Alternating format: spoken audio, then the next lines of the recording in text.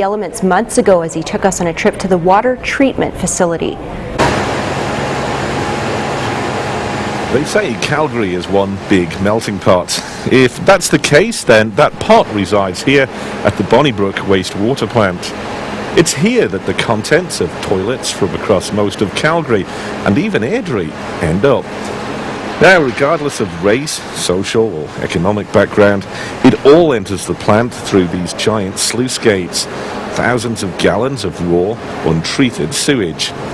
But before it can be treated, a whole host of undesirable items have to be removed, which kind of begs the question, what could possibly qualify as undesirable when it comes to sewage? So it all comes in through here, it comes through these channels, and these giant screens right here pick up the heavier debris and separate it from the water. So from there, that gets separated and put onto these belts. You can see that there's still some sediment on here, and it gets transferred all the way up there and into the bin in the back. So just how many solids do you have to remove? I mean, what kind of solids are we talking about? It's whatever is large enough for the screens to stop. So you can see it's about to move right now. So it slowly lifts from the bottom and scrapes along the screen. You get used to the smell down here? Oh yeah, I got used to it. How long does it take you to get used It to the took smell? just like a couple days. Along with this host of man-made material that people recklessly flush down their toilets, certain organic substances also have to be removed, such as this barley from a nearby distillery, as well as that almost indestructible of all substances, corn. For them, along with everything else that's non-biodegradable, it's a one-way ticket to the landfill. What's left is a thick sludge of, well, you know what, which is passed on to these huge swimming pool-sized ponds called grit tanks, where any smaller inorganic particles, such as grit or eggshells, sink to the bottom. Next, the sludge passes to one of 14 primary clarifiers. We're on number 6 primary clarifier of the Bonnybrook wastewater treatment plant.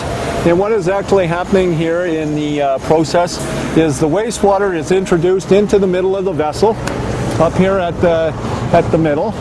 The wastewater is then, the velocity of it is slowed down, where the suspended solids in the wastewater have a chance to settle out. The arm on top of the water will actually rotate and take any of the floatable materials, as you can see going into the scum pit, bacon grease, the oils and things like that. And they're dumped into what we call a scum pit, and the operators will come along and take a visual of the level, and that will be pumped over to the vessels in behind us called digesters. What's the capacity of this tank? Well, the sidewall depth is 25 feet in depth, and they're approximately 80 meters across. And the volume, I'm not quite sure at this present time. And we're stood out here as far as 40 below. You've got operators who work out here 365, 24/7, regardless of the weather. Absolutely we do, yes. This is not the best job in the plant. Well, if you're prepared for it, it's not too bad. We do expect that our operations staff come out here and do a daily round. That's a visual inspection of the equipment, as well as observing the scum pit levels and the rotation of the mechanism. With the effluent now split into solid and liquid wastes, the liquids pass on to aeration tanks, while the solids head off to the somewhat attractively named digesters prior to further processing. We came into this facility now. What's actually happening in here? Well, this facility is what we represent as, or what we refer to as the DAF, Dissolved Air Flotation Building. And in this building is where we get rid of the waste-activated sludge. From the secondary part of the process, what we do here is we send the waste-activated sludge. It's like a dirty mud puddle, per se. We bring it into this facility, and we introduce it into the tanks along with pressurized air and water and a polymer. And what that polymer does, it'll either have a negative or a positive charge dealing with the sludge of your typical wastewater treatment plant. What we do is, as the fine suspended solids in the waste-activated sludge comes in contact with the polymer and the white water, or dissolved air and water, it'll actually attracts the suspended solids together, and then with the air floats them to the top. And when it floats to the top, we produce a sludge, as you can see here, anywhere from 4 to 5% solids. After that is happening, you can see the sludge being removed at the end here. It'll go into a hopper, and it is pumped over to the blend tank in the primary end to mix with the primary sludge, and then off to our digesters. Now, from a biohazard point of view, just how dangerous is this stuff? Well, I wouldn't want to eat it, but there's no actual... Because we're talking suspended food, basically. Yes, and what you have to actually realize is once this goes in or leaves here, goes to the actual blend tank and into the digester, it'll end up at our sludge lagoons. And that sludge from the lagoons is actually used as a biosolids and injected into the agricultural lands surrounding the city of Calgary.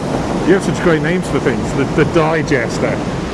But joking apart, it's hard to imagine the scale of this world-class facility without seeing it firsthand. The plant is huge, both above and below the ground.